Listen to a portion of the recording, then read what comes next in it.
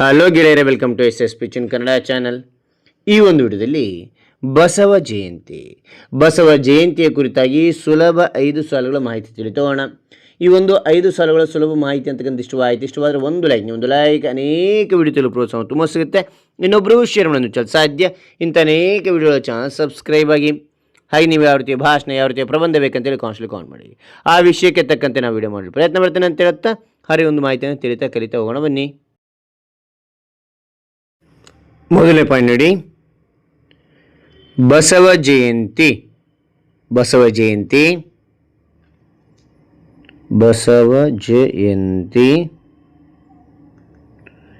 ಬಸವಣ್ಣನವರ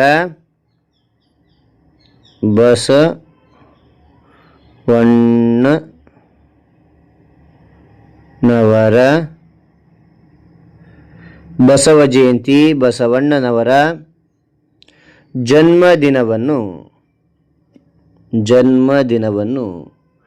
ಸ್ಮರಿಸುವ ಬಸವ ಜಯಂತಿ ಬಸವಣ್ಣನವರ ಜನ್ಮದಿನವನ್ನು ಸ್ಮರಿಸುವ ಹಬ್ಬವಾಗಿದೆ.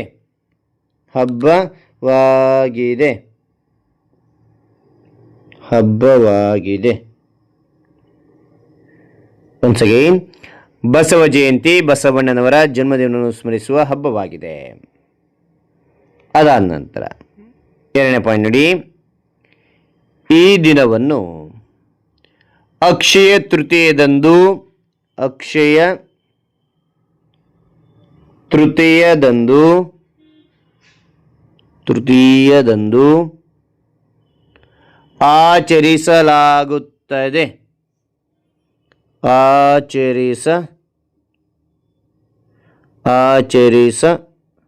ಆಚರಿಸಲಾಗುತ್ತದೆ. ಓಕೆನಾ? ಈ ದಿನವನ್ನು ಅಕ್ಷಯ ತೃತೀಯದಂದು ಆಚರಿಸಲಾಗುತ್ತದೆ. ಮೂರನೇ ಪಾಯಿಂಟ್, ಬಸವಣ್ಣರು ಮಹಾನ್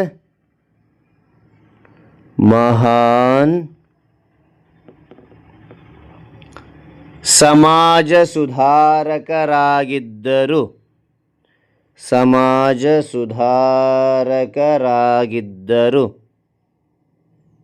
ಓಕೆ, ಸುಧಾರಕರಾಗಿದ್ದರು. ನಾಲ್ಕನೇ ಪಾಯಿಂಟ್, ಅವರು ಸಮಾನತೆ ಮತ್ತು ಸತ್ಯದ ಸಂದೇಶವನ್ನು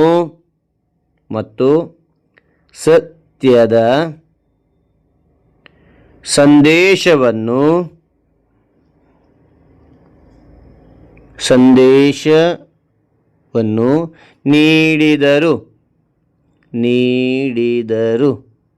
ಓಕೆನಾ?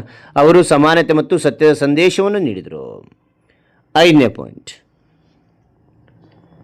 ಈ ದಿನ ಜನರು ಬಸವಣ್ಣನವರ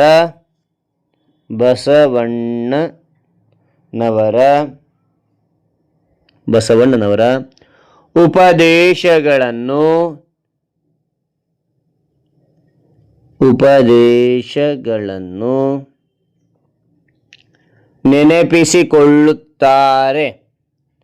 ನೆನಪಿಸಿಕೊಳ್ಳುತ್ತಾರೆ. ಓಕೆನಾ? ರೈಟ್.